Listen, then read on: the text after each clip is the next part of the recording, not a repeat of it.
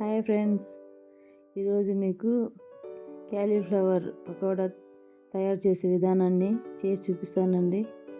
ముందుగా ఒక క్యాలీఫ్లవర్ తీసుకొని దాన్ని బాగా శుభ్రంగా క్లీన్ చేసుకోవాలండి.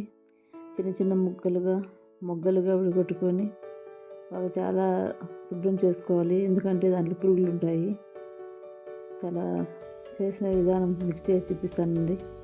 ముందుగా ఆ మొగ్గలన్నిటిని తీసుకొని స్టవ్ మీద నీళ్ళు పెట్టి వేడి చేసి అందులో పసుపు ఉప్పు వేసి బాగా తెల్లగా ఇట్లాంటి ఉంచి తర్వాత అందులో ఈ క్యాలీఫ్లవర్ ముక్కలు వేసేసి స్టవ్ ఆఫ్ చేసి మూత పెట్టేసేయండి.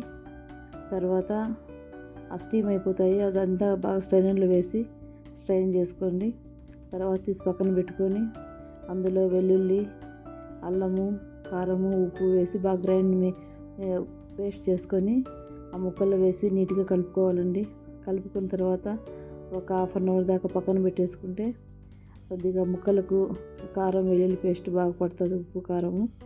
తర్వాత జీడిపప్పు వేసుకొని జీడిపప్పు బాగా కలిపెట్టుకోవాలండి. తర్వాత మొక్కజొన్న పిండి తీసుకొని వేసుకోవాలండి.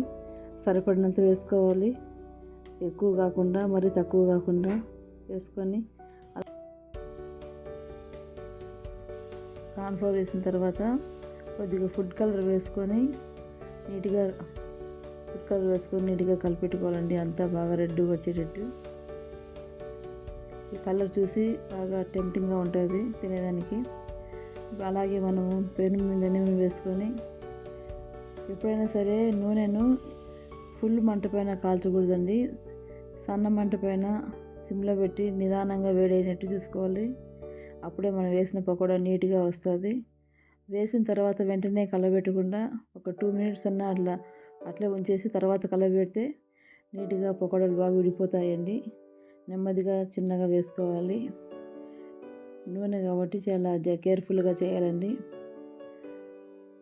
బాయిల్ నూనె మీద పడిన ఉడక చాలా ప్రమాదం కాబట్టి చాలా కేర్ఫుల్గా డీప్ ఫ్రై చేసుకోవాలి.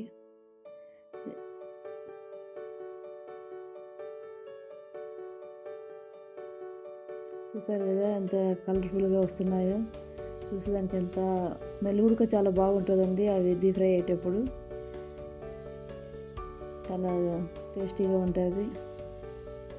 టమాటా కెచప్తో కానీ తీసుకుంటే ఇంకా చాలా బాగుంటుంది. చూడండి ఎంత కలర్ఫుల్గా ఉన్నాయో, చాలా టేస్టీగా ఉంటుంది. Please watch my channel, please subscribe please.